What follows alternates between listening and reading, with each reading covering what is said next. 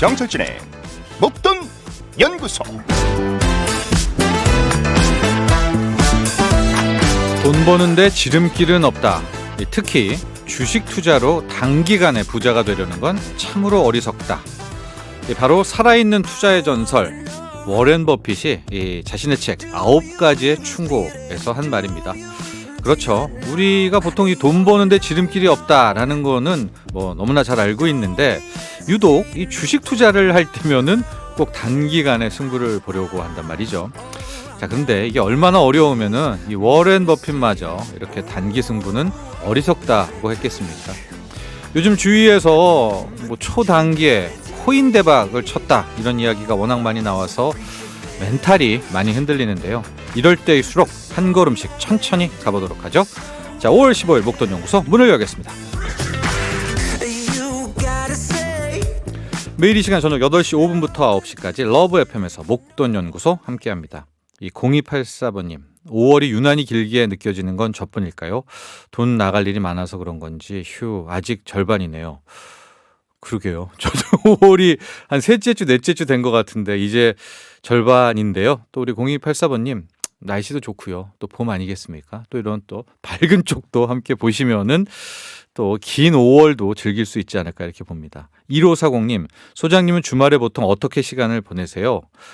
거의 잡니다. 많이 자고 이제 아이들, 이 아들들하고 좀 뭐 대화, 짧은 대화 좀 나누고 그러다 보면은 어느덧 일요일 밤이 되더라고요. 궁금한 점 또 전하고 싶은 이야기 뭐든 보내주세요. 샵 1035 단문 50원, 장문 100원, 고릴라와 유튜브 댓글은 무료입니다.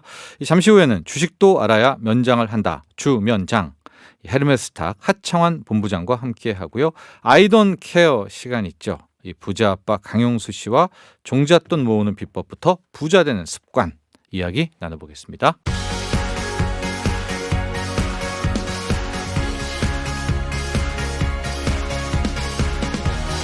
뭐든 시작이 중요하고 기초가 탄탄해야겠죠. 바로 기초부터 다지는 주식도 알아야 면장을 한다. 주면장 헤르메스탁 하창환 본부장과 함께합니다. 안녕하십니까? 네, 안녕하십니까? 네. 우리가 지난주부터 이제 반도체 업황을 하면서 자연스럽게 이제 반도체에 뛰어들었지 않습니까? 그렇죠. 네. 근데 참 이것이 금상첨화는 아니고 설상가상일지 모르겠지만은 네.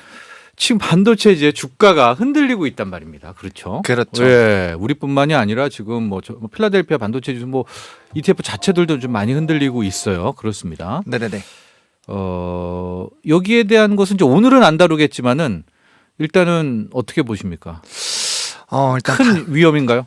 아니요, 저는 그렇게 생각하지 않습니다. 네. 일단은 뭐 이제 특정 뭐 대만 업체라든지 굉장히 좀 주가의 폭락으로도 나타났는데 우리의 삼성전자도 그쵸. 네, 삼성전자도 흔들리죠. 굉장히 흔들리고 네. 있고요. 그래서 근데 이게 사실 반도체가 뭐 시가총액 상위 종목군들에 많이 분포를 하고 있고 네. 또 이제 아무래도 지수의 영향이 좀 많이 될 수밖에 없고 또 외국인들의 수급적인 부분에서 사실 조금 움직임이 나올 법한 이슈들이 많아요. 예를 또 들면 많이 벌었죠. 그렇죠. 예. 네, 많이 벌기도 하고 일단 가장 먼저 이제 금리, 미국 이제 국채 금리가 좀 높아지다 보니까 뭐 그런 우려가 좀 있다라고 보실 수가 있고 또 뭐 이제 법인세 관련된 사실 이제 바이든 정부에서 이제 세금 관련된 증세 부분에 대한 얘기가 자주 얘기가 나왔잖아요. 네. 그러니까 그런 부분들 그리고 이제 뭐 공정이 멈췄던 그런 이슈들 그러니까 복합적으로 좀 영향이 되고 있지 않나라고 보고 있고요. 뭐 전 증시가 사실은 조금은 흔들리고 있다 보니까 그런 부분들이 조금은 좀 업황상 좀 부정적으로 작용을 하게 됐는데 중요한 거는 반도체에 대한 빅사이클이 오고 있는 거는 뭐 작년부터 계속 나왔죠. 우리 하창환 본부장이 계속 얘기하고 있습니다. 네. 그렇죠. 계속적으로 올 수밖에 없는 상황이고 그다음에 이제 저번에 현황에서도 말씀드렸다시피 뭐 이제 데이터 센터라든지 뭐 이렇게 이제 반도체를 사용할 수 있는 그런 산업군들이 계속 늘어나고 있고 또 수요도 늘어나고 있고 뭐 DDR5라든지 이런 좀 전환기가 오고 있기 때문에 그런 부분에서 본다라면은 뭐 지금 당장은 잠깐 흔들릴 수는 있지만 뭐 산업적인 성장세가 유지가 된다면 그 흐름들이 다시 나중엔 좀 따라갈 수 있는 부분이지 않을까라고 생각을 하고 있습니다.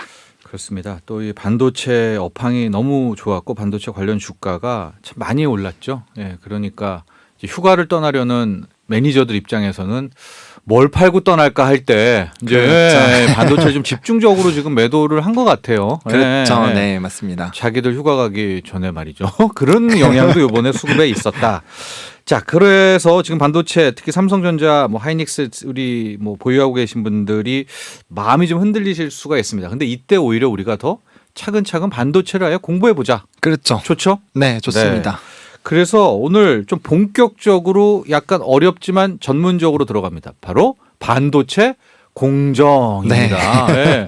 뭐 노광이 뭐니 식강 뭐 에칭가스 뭐 불화수소 싹싹 맨날 헷갈리지 않습니까? 네, 엄청 그래서 헷갈리는 오늘 이 부분이죠. 시간은 딱딱딱 나눠가지고 기초부터 다져볼까요?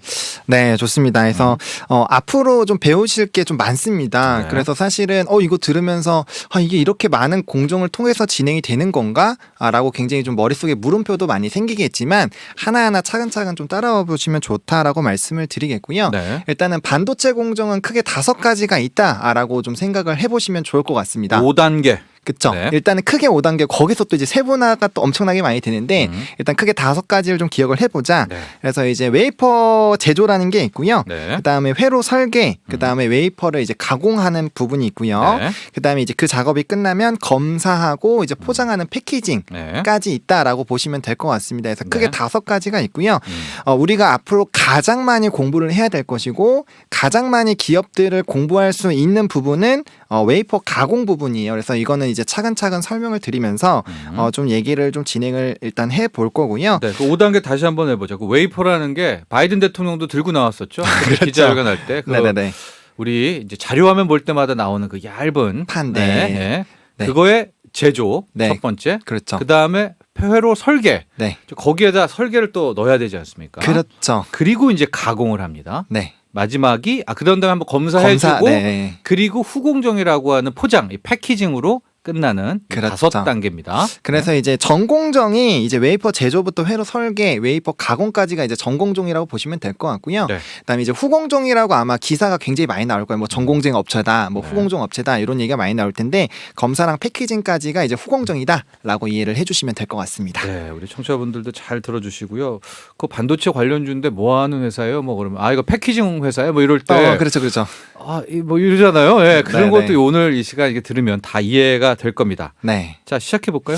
네, 그래서 이제 첫 번째로 이제 반도체를 만들기 위해서는 뭐 이제 설명 잘 해주신 것처럼 이제 웨이퍼라는 거를 만들어야 됩니다. 네. 이제 판을 만들어야 되는데 이게 이제 실리콘으로 좀 만들어진다라고 보시면 되는데 네. 일단 이제 모래를 가열을 합니다. 그래서 이제 동그란 그 구조 안에다가 넣어서 가열을 하게 되면은 이게 이제 녹고 이제 이게 만들어집니다. 그래서 그 모양대로 만들어지는 거를 이제 인곳이라고 하는데 네. 그 부분들을 이제 얇게 슬라이스로 잘라서 이제 피게 되면은 그게 이제 웨이퍼가 되는 겁니다. 네. 근데 이제 폈을 때 당연히 그 부분을 깨끗하게 이제 정리를 하고 이제 깔끔하게 만들어주는 그런 작업들은 매끈해야죠. 네, 당연히 좀 필요하다고 보시면 될 것 같고요. 그래서 네. 이제 슬라이스로 자른 다음에 그거를 가공을 계속해서 이제 만들어지는 게 이제 웨이퍼다라고 보시면 될 것 같아요. 근데 이게 웨이퍼가 아까 재료가 살짝 지나가면서 얘기했지만 그 실리콘이 네네네. 우리 태양광에서 얘기하는 그 폴리실리콘과 출발점이 같은 거죠. 맞습니다. 예. 네, 출발점도 같고요.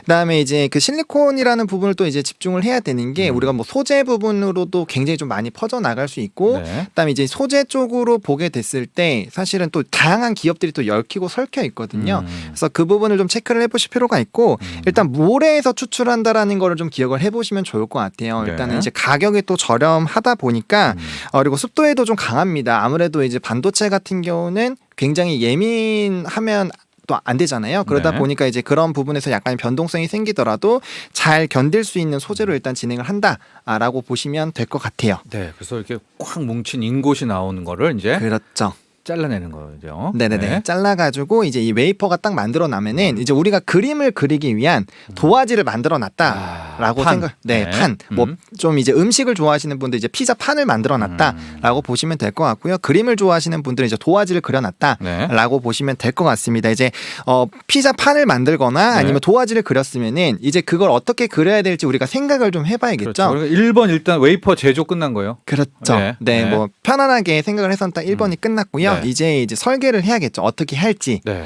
그래서 그 부분이 이제 그림을 그리는 과정을 이제 회로 설계라고 보시면 될 것 같은데요. 네. 이제 이 웨이퍼 위에다가 어떤 설계들을 쌓아 올리느냐에 따라서 사실은 이 활용도가 달라집니다. 네. 그래서 한층 한층 쌓아 올라가는데 이게 정말 많은 반도체를 이제 쌓아가 회로 설계를 굉장히 많이 쌓아 올리거든요. 네. 그래서 이 흐름에 따라서 이게 뭐 데이터 쪽으로 들어갈 수도 있고 아니면 뭐 메모리 쪽으로 들어갈 수도 있고 굉장히 이 활용도가 달라질 수 있겠다라고 보시면 될 것 같아요. 근데 네. 이 설계를 하려면 각 층마다 이제 설계 도면이라는 거를 만들어야 되잖아요. 네. 근데 그게 생각보다 굉장히 큽니다. 그래서 50에서 뭐 100m 정도 된다라고 하는데 네. 그거를 굉장히 크게 만들어 놓고 그걸 이제 또 슬라이스로 잘라 가지고 네. 그다음에 이제 설계를 한다라고 이해를 좀 해주시면 될 것 같아요. 예. 그래서 이렇게 설계를 해놓고 이걸 쌓아 올리기 그냥 직접적으로 쌓아 올리게 되면은 이걸 이제 직접 회로라고 보시면 될 것 같고요. 네. 그다음에 이제 우리가 나중에 감광하기라는 걸 좀 설명을 드릴 건데 그렇게 해서 이제 이거를 설계도를 축소를 하게 돼서 거기에 이제 올릴 건데 네. 반도체 이 웨이퍼 위에 올릴 건데 네. 그 부분을 이제 유리 마스크라고 좀 이해를 해보시면 좋은 게 우리가 마스크 같은 게 있으면 빛으로 막 이렇게 하게 되면은 네네. 그 부분만 이제 화면으로 투과가 돼가지고 네. 진행이 되잖아요. 나중에 이제 깎아야 되니까. 그쵸. 네, 그래서 딱 필요한 부분에만 딱 설계를 딱 해주고 만들어야 되다 보니까 네. 그 이제 설계된 거를 앞으로 좀 올리게 되거든요. 그래서 네. 이 마스크를 바탕으로, 그러니까 어떻게 보면은 우리가 이제 대량 생산을 해야 되니까 그 판을 만든다고 보시면 돼요. 그러면 이제 피자 같은 거에 이제 별자리 모양이 있다라고 하면 그거를 쿡 찍으면은 이제 별자 모양이 나오는 것처럼 쉽게 생각하면은 그렇게 이제 만들 수 있는 그 전체적인 설계를 하는 과정이다. 라고 보시면 좀 될 것 같습니다. 그렇죠. 설계도 또 설계만 하는 사람들이 있죠. 회사들이 있죠. 그렇죠. 네. 그래서 나중에 그건 이제 뭐 팹리스 업체라고 또 나중에 네. 좀 설명을 드릴 텐데요. 그래서 설계만 또 집중적으로 하고 있는 네. 그런 회사들이 있고 그다음에 이제 뭐 나중에 생산만 하는 업체들도 있고 그건 이제 추후에 또 설명을 좀 드릴 예정이고요. 알겠습니다. 이제 설계도가 왔습니다. 네, 그러면은 이제 거의 밑준비가 끝났다라고 보시면 될 것 같습니다. 이제 판을 만들어 놨고 이제 어떻게 할 건지를 결정을 했기 때문에 네. 이제 그거를 만들어야죠. 그렇죠. 그게 이제 웨이퍼 가공인데 그게 이제 2단계가 아까 네.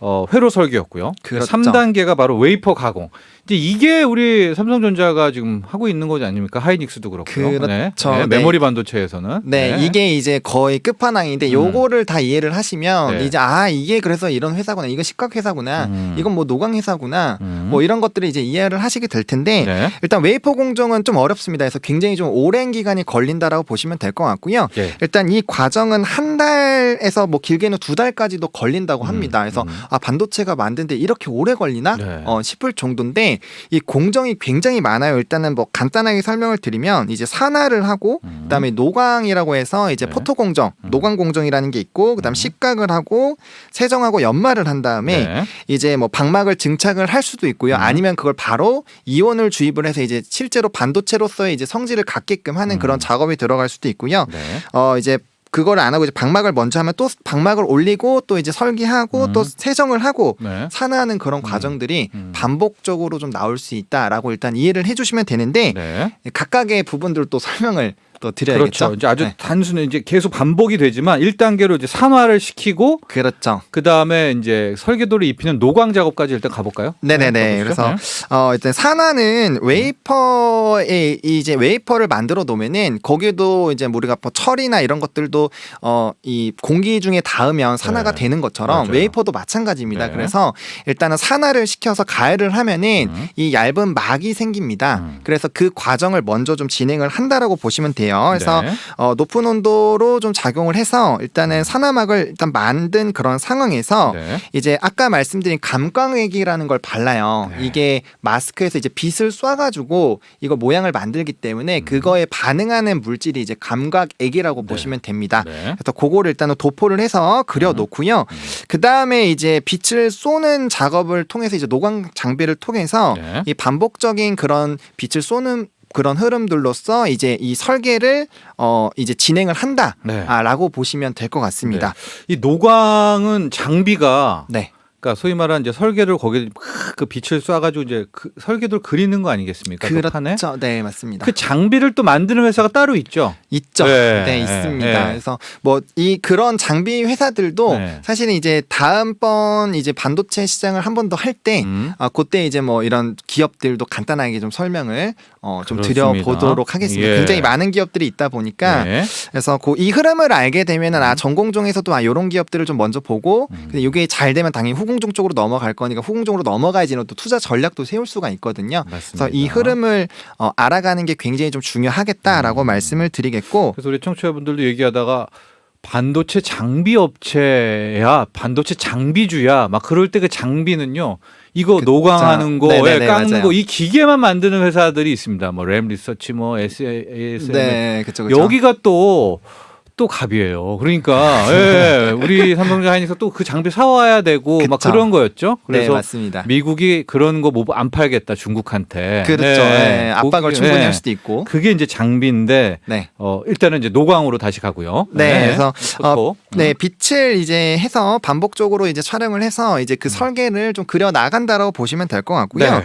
그 다음에 이제 시각 과정을 통해야 됩니다. 그게 진행이 되고 나면은 산화막이 밑에 깔려 있기 때문에 그거를 다시 좀 깨끗하게 깎아놓고 네. 다시 위에 새로운 걸 올리는 그런 작업을 해야 되는데 네. 그래서 이제 시각 과정을 좀 진행을 해야 됩니다. 그래서 요거를 진행을 하게 될 때 이제 뭐 액체를 이용하는 것도 있고요. 가스를 이용하는 것도 있는데 그 두 가지 방식 중에서 최근에 이제 가스 쪽이 굉장히 좀 확대가 되고 있습니다. 네네. 그러다 보니까 뭐 자연스럽게 이런 가스 관련된 뭐 이제 해외 수입도가 굉장히 높은데 네. 그거에 이제 국산화되는 그런 기업들이 또 나타나게 됐을 때 또 굉장히 또 움직임이 나타날 수가 있고요. 2년 전에 일본이 우리한테 막 안 주겠다라고 했던 게 예, 에칭가스 뭐 네, 있었던 거죠. 네, 네. 맞습니다. 그래서 뭐 이제 특정 기업을 좀 네. 언급을 해도 될까요? 네네. 뭐 솔브레인이나 이런 기업들 같은 경우 이제 국산화 대표적인 기업들이죠. 그래서 그런 움직임들이 나타나게 됐을 때 뭐 좀 이제 수혜를 받을 수 있는 그런 네. 흐름들 빠르게 포착을 할 수가 있겠다라고 보실 수가 있겠고요. 네. 여기까지 일단 진행을 하고 나서 이제 방막이라는 걸 좀 진행을 해야 되는데 네. 이게 이제 뭐 절연층도 있고 그다음 회로 간에 이제 움직임이 들어가는 이제 금속막층이라는 게 또 있습니다. 네. 그래서 이 층층을 쌓아 올리면서 새로운 설계를 넣어야 되다 보니까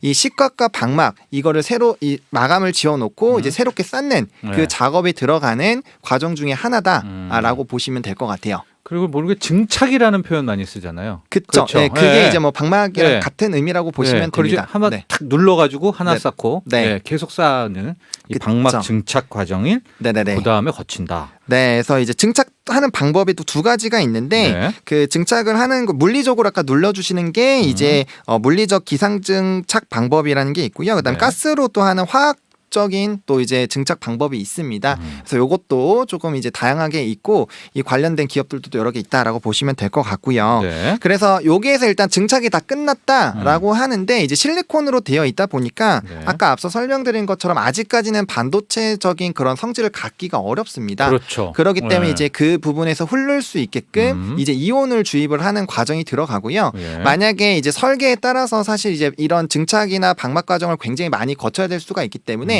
그게 끝나지 않았으면 이 반복 작업을 계속적으로 좀 나아간다라고 보시면 될 것 같습니다. 네. 그래서 이제 불순물인 이온을 좀 주입을 하는 그런 과정으로서 이제 반도체가 완성이 되면은 이제 후로 갔을 때 이제 뭐 검사라든지 패키징 쪽으로 넘어가는 거고 네. 그게 아니었을 때는 다시 한번 이제 반복되는 흐름들이 있다라고 좀 이해를 해보시면 좋지 않을까라고 말씀을 드려보도록 하겠습니다. 그렇습니다. 저희가 하여간 좀 시간은 부족하지만은 반도체 공정을 일단은 봤습니다. 제일 네. 먼저 웨이퍼를 만든다. 네. 네. 거기는 핵심은 이게 폴리실리콘이다. 그렇죠. 네, 폴리실리콘 인곳이 왔다가 네. 여기로 가면 반도체, 그렇죠. 일로 여기로 가면 가면은 태양광, 네, 태양광. 네, 로 네. 가는 바로 그겁니다. 네. 그리고 나서 이제 누군가 이 설계도 그렇죠. 예, 네. 그려온다. 네네네. 그런 다음에 이제 우리나라에서 이제 작업을 했죠. 웨이퍼를 거기다 갖다 붙이면서 이제 가공을 시작을 하는데 네. 이제 산화 작업 거치고요. 네. 그 다음에 포토 노광이라고 해서 빛을 쫙 쐬가지고 설계도 그리고 네. 깎고 깎고 네. 그렇죠. 네. 그런 다음에 한 번 또 뭐죠? 세척 네, 네. 세척한 다음에 네. 위아래 판 눌러주고 눌러주는 네, 장막 네. 장착하고 네. 반복하다가 마지막에는 이제 네, 이온. 주입하면서 네네네. 반도체가 이제 그렇죠. 된다. 그리고 실은 이제 검사와 패키징이 있는데 네. 일단 시간 관계상 일단은 검사 패키징은 우리가 다음 시간에 하면서 이거 앞부분 반복하고요. 네네네. 그리고 이제 그 다음에 우리가 또 궁금한 게 진짜로요. 파운드리가 뭐야? 질문이 정말 많아요. 아 그렇죠. 예, 그렇죠. 예. 파운드리가 뭐야? 예, 왜 파운드리 위탁 생산이 뭐야? 이제 궁금해하신 분들이 있으니까 거기까지도 해서 네. 한 코너를 더 해야 될 것 같아요. 네네 알겠습니다. 알겠습니다. 자, 오늘은 여기까지 하겠습니다. 감사합니다. 네 감사합니다. 네, 지금까지 헤르메스탁 하창환 본부장과 함께했습니다. 이 코너를 끝나면서요 노래 한 곡을 듣도록 하죠. 우리 프로에도 게스트로 나오는 주린이 대표 가수 스텔라 장이 부릅니다. 월급은 통장을 스칠 뿐.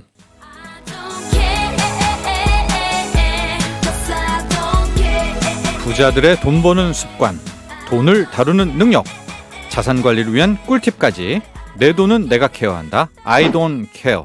부자 아빠 강용수 씨와 함께합니다. 안녕하십니까? 안녕하세요. 네. 0025번님, 강용수 씨 방송 듣다 보니 대단하시다는 생각 드네요. 근데 가족들이 절약하는 가장의 의견을 잘 따라주던가요? 저는 도통 설득할 용기가 안 나네요. 저도 물어보고 싶었습니다. 네. 이제- 이거 아주 좋은 질문이신데요. 네. 이런 말씀 많이 하세요. 그렇죠. 근데- 왜냐하면 우리 사모님도 맞습니다. 또 자녀분들도 음. 우리 아빠의 지금 네, 재산을 네, 알잖아요. 네. 알 거 아닙니까? 네. 근데 모르죠. 자꾸 왜? 모르죠. 아니 몰라도 지금 책도 쓰고 대략적인 근데 게 책도 쓰고 그랬으니까. 맞습니다. 예.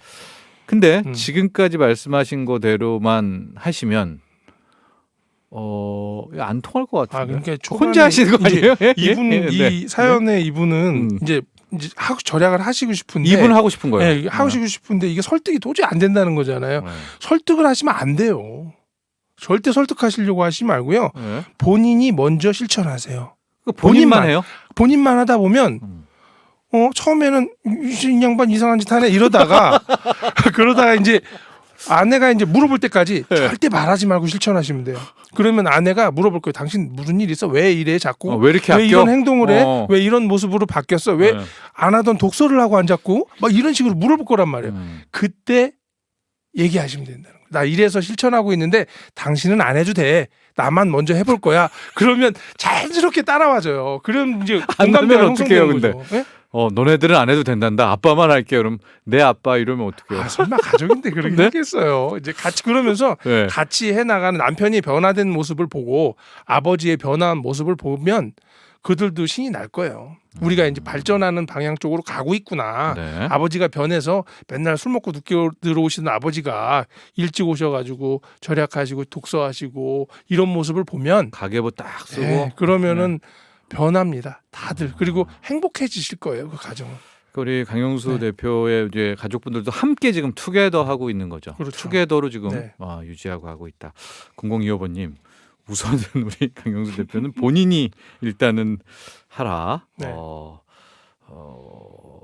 하여간 하면 따라온다. 네, 하면은 맞습니다. 가족들과 함께 온다는 말씀하십니다. 자, 우리가 이제 절약 치열했죠. 이제 모으기 단계를 했었는데 오늘부터는 목표 달성 단계로 나아갑니다. 일단은 목표 달성하면은 현재로서는요. 물론 요즘에 이제 20대 친구들은 그 꿈을 버렸다고는 하지만 어쨌든 네. 집 아니겠습니까? 네. 예, 그래도 그게 뭐 놓으면 안 일반적인 돼요. 재테크에. 네, 네. 그래서 이제 사실 그런 젊은 청년들한테 사실 뭐 기성세대로서 네. 좀 부끄럽습니다. 예, 집값이 너무 상승해서 네. 이걸 뭐 정부에서 잡지도 못하고 뭐 이런 부분들은 참 안쓰러운 생각은 드는데 네. 희망이 없다고 보시면 안 돼요. 반드시 희망이 있고요. 부딪혀 보는 거죠. 갈 수 네. 있습니다. 그래서 네. 대부분 오늘 이제 목표를 이제 설정하기 해가지고 이제 네. 목표 달성 단계로 왔는데 네. 어떻게 이제 정해볼까요? 네. 우리 대부분 직장을 처음 시작하게 되면 고시원에 가서 읽거나 월세부터 예, 살죠. 고시원부터 있다가 이제 원룸이나 오피스텔로 이전해요. 월세로 또 그것도. 근데 고시원은 무보증금 형태로 이제 들어가서 있다가 보증금을 좀 마련해가지고 원룸으로 이제 독립을 하는 그런 개념이에요. 고시원은 약간 월세도 월세 아닌 개념도 아니에요. 그러니까 그거는. 프리 단계네요. 그냥 완전히, 사전 단계, 예, 예. 1단계 이전. 그렇죠. 그 완전히 그냥 한 달치 월세 정도만 딱 내고 음. 보증금이라고 해서 한 50만 원 정도 내고 예. 나머지 이제 달방을 사는 개념인데 네. 그래도 이제 원룸이나 오피스텔에 월세를 들어가면 보증금 뭐 500에서 1,000, 1,000만 원 정도 예, 내고 예, 이제 예. 사는 거니까 네네. 이게 사실 경제 교육의 첫 단계를 시작하시는 거거든요. 근데 잘 모르세요. 근데 뭐 알아야 될 거가 있나 없나 막 고민하시는 분도 있겠지만 네. 실질적으로 여기서부터의 이 부동산이 시작되는 거거든요. 월세 사는 것부터. 그럼 네. 이렇게 하죠. 일단 큰 로드맵이 네. 월세. 네. 그 다음에 이게 전세. 전세. 그렇죠. 예, 그다음 이제 전세 가겠죠. 그 다음 내 집 내 마련. 집 이게 뭐 내 집 전통적인 방법이고 내 집 마련 후에는 이제 수익형 그러니까 부동산. 내 집 마련 후에 대한민국은 평수 늘리기로 갔어요. 아, 그동안. 평수 늘리기. 근데 네. 저는 그걸 추천하고 싶지 않고 그 다음부터는 수익형 자산들, 수익형 부동산. 예, 뭐 어떤 것들을 네. 투자하는지 그런 방법들, 실수하지 않는 법 이런 거에 대해서 설명드릴 겁니다. 그럼 그 로드맵으로 이제 한 네, 몇 네. 차례에 걸쳐 몇 주간에 걸쳐서 목표 가보도록 달성도 하고요. 몇 차례 할 겁니다. 예. 그러면 이제 원룸 오피스텔 월세부터 이야기를 해야 되는데 저도 약간 좀 궁금하고 당황스러운 게 그냥 월세 내고 들어가면 되는 거 아니에요? 그렇죠. 네네. 예, 이게 너무 쉬워요. 네. 부동산 어플 보시고 젊은이들 잘 하시니까 네. 직방 다방 같은 데 네. 보셔서 네. 원하는 지역의 방을 네. 구하시면 돼요. 그러면 공인중개사가 이제 알아서 또 소개 다 해주실 거예요. 근데 네.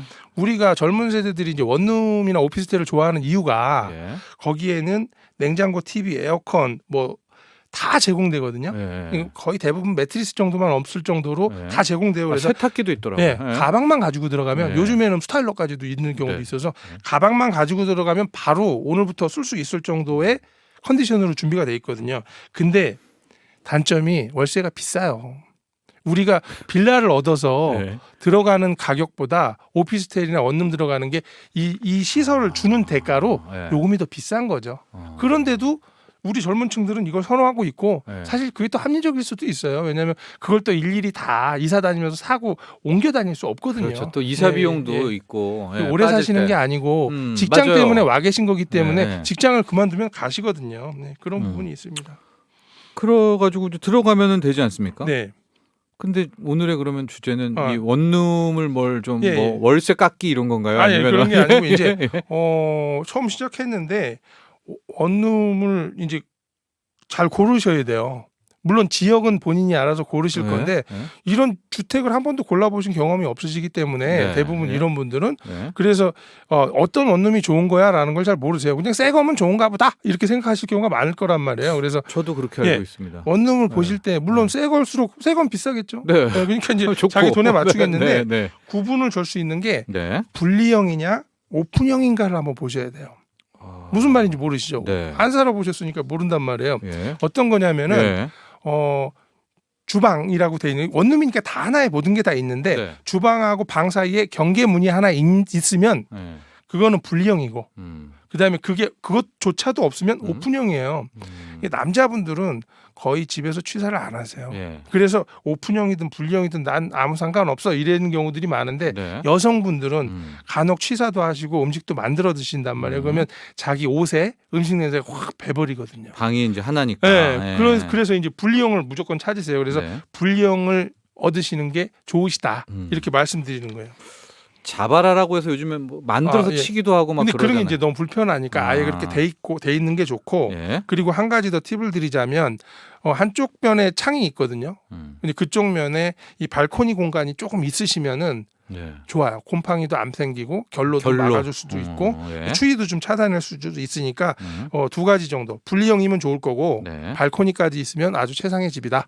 이런 구조로 봤을 때 그렇게 보시면 됩니다. 맞아요. 결로가 일반 아파트에도 결로 한번 이게 예, 예. 생기기 시작하면 진짜 답이 없더라고요. 그러니까 아파트 예. 같은 경우는 창을 열면 이게 바람이 한 방에 들어왔다 나갔다 할 수 있거든요. 근데 네. 원룸 오피스텔은 방 문을 현관문을 열어야만 바람이 들어와요. 예. 그러니까 결로가 안 맞바람을 쳐야 네, 되니까. 맞바람이 아. 불 수 없어요. 창이 하나인데. 예. 네, 그래서 예. 결로를 그런 꼭 거 확인하셔서 말씀- 예. 그런 것도 한번 봐야 될 것 같고요. 계약할 때 주의할 점도 봐야 되겠죠. 네, 물론 네. 요즘은 진짜 과거에 비해서 뭐 속고 속이는 사기가 진짜 많이 이제 줄었어요. 그게 이제 예, 인터넷 맞습니다. 때문에 예, 뭐 예, 챙겨라도 맞습니다. 많이 예, 예. 있고 또 사회가 또 우리가 성숙해서도 예. 있는데 그래도 본인이 근데 요즘에 챙겨야죠. 신종이 하나 생겼어요. 신종이. 아, 뭐예요? 그걸 한번 소개해드리려고요. 네. 대부분 이제 월세 계약하시면은 집주인을 만나보기 어려우실 거예요. 맞습니다. 공인중개사하고 그냥 집주인 도장 갖다가 찍어서 그냥 계약을 하거든요. 네. 그래서 이제 등기부등본 확인해 주실 거고요. 공인중개사분이. 해주죠. 그리고 이제 네. 신분증 4번 보여주면서 등기부등본 내용과 음. 이제 집주인의 신분증이 동일하다라는 걸 확인시켜 주세요. 이름이 같아요. 네네. 네. 그렇게 네. 확인시켜 주는데 음. 명의신탁이 있는 집들이 있어요. 뭡니까? 이건 뭐냐면은 네. 이 명의신탁이라는 거는 건물을 지을 당시에 네. 돈이 부족하니까 신탁회사에서 자금을 빌려서 쓰는 거예요. 은행에서 쓰지 않고. 네. 그런 경우에는 많은 돈을 받을 수가 있거든요. 그렇게 되면 이 신탁회사는 그 건물주의 명의를 일단 자기가 가져가요. 네. 돈을 일부 상환할 때까지. 네. 담보가 담보 필요하니까. 잡은 거죠. 네. 담보를 잡은 거예요. 네. 그리고 나서 월세가 들어오는 거를 신탁이 가져가요. 네. 보증금도 신탁이 갖고 있고. 네. 이게 집주인은 아무것도 못, 집주인은 거꾸로 받아요. 신탁회사에서. 네. 그래서 한동안 원금의 요율이 떨어질 때까지 계속 그렇게 하다가 어느 정도 지나면 소유권을 넘겨줘요. 예. 그런데 등기부 등본상에 2명 다 소유권이라고 적혀 있어요. 예. 그래서 부동산도 잘 모르고 그냥 원 집주인한테 이체를 하라고 하는 경우가 많아요. 네. 근데 가끔씩 사고가 나는 경우가 이 집주인이 전세를 줘버리고 행방을 감추는 경우들이 가끔 있어요. 근데 등기부등본에는 그 신탁회사도 올라와 있지 않나요? 둘 다 올라와 네, 있으니까 둘 다 올라와 있죠. 둘 다 올라와 있으니까 이 일반 우리 젊은 청년들은 네. 등기부등본상에 있는 이름도 있고 주인 이름도 있고 네. 신탁회사 이름도 있으니까 무슨 무슨 뭐 물어봐야 될 텐데. 단순히 그 부동산 금제당 사장님한테. 잡혀 있는 정도로만 생각한다는 거죠. 그거를 예. 소유권인지 아니 왜냐면 우리 은행에 대출 받으면 무슨 은행 얼마 이렇게 적혀 있잖아요. 채권 최고액 해가지고 최고액.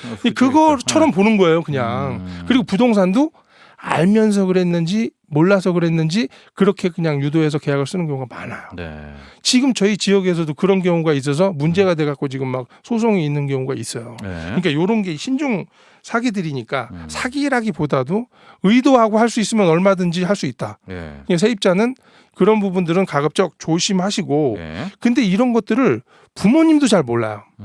왜냐면 부모님들이 방 얻는다 그러면 와서 얻어주시는데 네. 월세를 살아보시지 않으셨기 때문에 잘 몰라요. 너무 오래됐잖아요. 월세 오래됐죠. 살아보신 지가. 네. 지금 뭐 자가 집에 사시니까. 그러니까 이런 개념들을 잘 모르니까 부동산에 속았는지 아니면 뭐 부동산도 같이 속았는지 모르겠지만 이렇게 좀 속는 경우들이 있으니까 네. 완전히 조심하셔야 돼요. 그렇습니다. 등기부등본을 네네. 정말 꼼꼼히 보시고요. 네네. 예, 거기에 딱 뭐 채권 최고에 잡힌 거 음. 주인이 2명인 거, 네네. 명의 신탁돼 있는 부분들은 이게 뭡니까? 딱 네. 물어봐야 되는 거죠. 그렇죠. 네. 그리고 이 원룸 이제 이 월세 살 때 주의해야 될 부분이 네. 역시 이제 관리비죠. 네. 저도 고시 공부할 때 네. 이제 꽤 살았었거든요. 맞습니다. 네. 한 100세대 이상 정도 되는 오피스텔이나 원룸들은 주인이 각자예요. 네. 각자일 확률이 높고 네. 그리고 한 100세대 이하 이 정도 되는 원룸들은 주인이 하나인 경우가 많아요. 주인이 하나인 경우에는 관리비를 별도로 받지 않고 네. 월세에 포함해서 받으세요. 그런데 실질적으로 100세대 이상 되는 데는 관리사무소가 별도로 있어요. 하고 그게 개별로 꽂히죠. 네네. 그 월세 그러니까 아파트 통지서가. 관리비 내듯이 내요. 네네. 근데 우리가 소형 아파트 한 20평대 정도 살면은 네. 아무것도 안 써도 관리비 한 8만 원 나오거든요. 근데 이 오피스텔도 8만 원이 나와요. 그러니까 더 나오죠. 네, 너무 많이 나오는 거예요. 그러니까 네. 실제 원룸에 사시는 분들이 관리비를 너무 많이 내시고 심지어 주차비까지 내요. 예. 왜냐하면 아파트는 주차비는 한 대까지 그냥 기본으로 쓰시거나 2대도 기본으로 되는데 요 오피스텔 같은 경우는 주차 대수가 워낙 부족하다 보니까 예약해야 되고 그렇게 또 됐을 경우에 한 달에 10,000원씩 추가로 또 납부해야 되는 경우도 있고요. 그러다 보니까 그거를 알고 들어가시는 게 관리비가 얼마 나오겠어 이렇게 생각하시는데 그 차이는 많으세요. 그럼 관리비가 싼 원룸 오피스텔은 네. 이거는 물어봐야 되네요. 그러니까, 뭐 특별한 방법은 없죠. 그렇죠. 이제 관리비가 얼마냐 그랬을 때 관리비는 없이 포함되어 있는 겁니다. 그러면 그런 경우에는 인터넷까지 다 포함되어 있는 거거든요. 그래서 물세도 포함돼요. 네, 그게 좋겠네요. 네, 그러면. 그러니까 네. 그러니까 주인이 네. 한 명인 거. 그 건물의 주인이 한 명인 경우에는 다 포함해서 그럼 내가 내는 건 뭐냐면 도시가스비하고 전기세만 내면 돼요. 네. 그러니까 좀 오히려 좀 원룸이 비싼 것 같아도 이걸 전체적인 그림을 봐야 된다는 거죠. 관리비는 이게 네네. 관리비만 그러니까 때려 놓으면 저렴한 우리가 편이네요. 아파트를 월세 네. 살 때는 관리비는 당연히 내는 건 줄 알고 네. 그거는 기준으로 안 삶아요. 근데 네네. 이 원룸을 구하실 때는 관리비가 있는 경우도 있고 없는 경우도 있으니까 좀 확인하셔야 된다는 거죠. 네. 월세는 확정일자 이런 거는 뭐 큰 네. 문제는 없죠. 월세는 네. 확정일자를 1년짜리니까. 받으실 필요가 네, 없어요. 네. 받으실 필요가 없는데 우리나라는 굉장히 좀 이 임대차 보호법이 이게 강한 나라거든요. 네. 그래서 임대차 보증금, 임차 보증금 최우선 변제라는 게 있어요. 그래서 경매가 나가더라도 그 네. 물건이 네. 다 보호를 해줘요. 그래서 서울 같은 경우에는 3,700만 원, 아, 최고 한도가. 네, 최고 네. 한도가. 그다음에 수도권에는 3,400만 원, 네. 광역시 경기도는 2,000만 원, 그 외 지역은 1,700만 원 정도. 네. 그러니까 웬만한 월세 보증금 정도는 다 여기서 케어가 된다고 보시면 돼요. 근데 주의하셔야 될 점이 하나 있습니다. 뭡니까? 전입 신고는 안 하셔도 되는데 예. 확정일자는 안 받아도 네. 되는데 전입 신고는 반드시 하셔야 돼요. 이거 안 하면 보호 못 받아요. 네.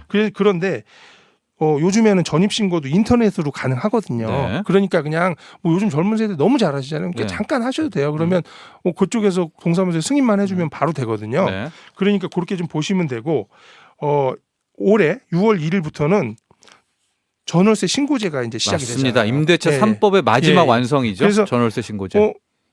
전입 신고만 해도 확정일자의 소유력이 생기니까 더 안전해진 거예요. 이건 세입자를 이제, 위한 예. 법이 계속 생겨나는 거죠. 알겠습니다. 이건 이제 뭐 거의 잘 돼가고 있다라고 볼 수가 네. 있겠고 몇 가지 좀 월세의 뭐 매뉴얼, 테크닉 뭐 이런 거 몇 개 좀 네네. 볼게요. 이제 중간에 많이 왔다 갔다 하시잖아요. 예, 1년 그렇죠. 계약해도 3개월마다 빠지고 네, 막. 맞아요. 일단 월세는 다 그 계약 어기신 분이 다 내야 되는 아니 그거는- 부동산 복비는. 네, 그렇죠. 이 계약을 위반한 사람이 음. 부동산 중개 수수료를 납부해야 돼요. 네.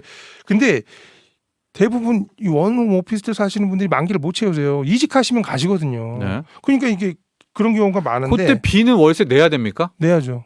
이건 법적으로 보호받을 수 없어요. 그래서 빨리 네. 빼는 게 우선인데 네. 빨리 빼는 게 우선인데 대부분 자기가 계약한 공인중개사한테 전화해서 해요. 왜 주인을 만난 적이 없기 때문에 그 사람들은 네. 그럼 중개사한테 얘기해갖고 나 빨리 빼주세요 그러면 잘 안 빼줘요. 네. 빨리 빼달라는 표현은 빼는 거지만 그것은 새로운 예, 예. 이 임차인 들어오라는 네. 얘기죠. 그렇죠. 예. 그렇게 맞춰줘야 잡아달라는 되는데 건데. 예. 그게 빨리 빠지지 않을 수밖에 없는 구조로 돼 있어요. 그럼 어떻게 해야 됩니까? 그래서 주인한테 얘기하셔야 돼요. 주인한테도 같이 얘기해서 네. 나 이래서 빠져나갈 거니 네. 사장님도 같이 좀 빼주는데 도와주세요. 중개수는 제가 부담할 겁니다라고 얘기를 하시면 주인은 여러 공인중개사한테 다 돌려서 이거를 빼주려고 노력할 거예요. 네. 근데 그 공인중개사 전화한 집은 자기 손님만 붙이려고 한다는 거죠. 이건 잡은 물고기니까 네. 안 돌린다는 거죠. 알겠습니다. 어쨌든 이럴 경우에는 안타깝지만 떠나시는 분이 예, 예. 일단은 그 새로운 분 들어올 네네. 때까지는 월세 예, 다 내셔야 돼요. 내야 된다. 그리고 이제 만기가 다 됐잖아요. 됐습니다. 예. 만기가 다 되면 묵시적 갱신으로 이건 똑같네요. 연장돼요. 예. 그러면 우리나라 법이 바뀌어가지고 네. 1년을 살다가 묵시적 갱신해도 2년 연장되는 거예요. 이제 예. 그게 법이 바뀌었어요. 올해. 이 월세도요? 예, 월세도 그래요. 무조건 아. 2년 연장돼요. 근데 예. 좋은 거는 중간에 나가도 페널티가 없다는 거예요. 세입자들은. 그러니까 세입자들은 좋은 거죠. 근데 주의할 점이 하나 또 있어요. 여기서도. 중간에 나가던 거는 상관없어요. 그러니까 1년 살다가 예. 3개월 더 살고 묵시적 갱신으로 살다가 예. 저 나갈래요. 그럼 나가도 된다는 거죠. 네네. 복비 부담 안 하고 세입자 안 넣어도 돼요. 네. 주인이 돈 주게 돼 있어요. 근데 단 하나 주의하셔야 될 거는 3개월 전에 말해야 된다는 거예요. 그것만 지키시면은 네. 1년 이상 제가 계약 기간을 이상 살았다 그러면 아무 때나 집을 뺄 수 있다는 거죠. 네. 이 부분은 전세 계약할 때도 꼭 기억하세요. 예, 우리가 동일한 묵시적 겁니다. 갱신이 옛날에는 2년 전, 이 임대차 3법 전에는 네. 1개월 전이었잖아요. 네, 근데 이제 맞습니다. 이게 3개월로 바뀌었습니다. 바뀌었습니다. 전세도 꼭 기억하셔서 그 전에 주인한테 이거 이야기 예, 해야 이야기해야 된다는 돼요. 거. 네. 네. 여기까지 하죠. 예. 감사합니다. 부자 아빠 강용수 씨와 함께했습니다. 네, 오늘 준비한 소식은 여기까지입니다. 이 끝곡으로요. 21의 I don't care 들으면서 정철진의 목돈 연구소 마치겠습니다. 내일 저녁 8시 5분에 다시 뵙겠습니다. 여러분 평안한 밤 보내세요. I had to do this one for my girls, you know. Sometimes you gotta act like you don't care. That's the only way we boys learn.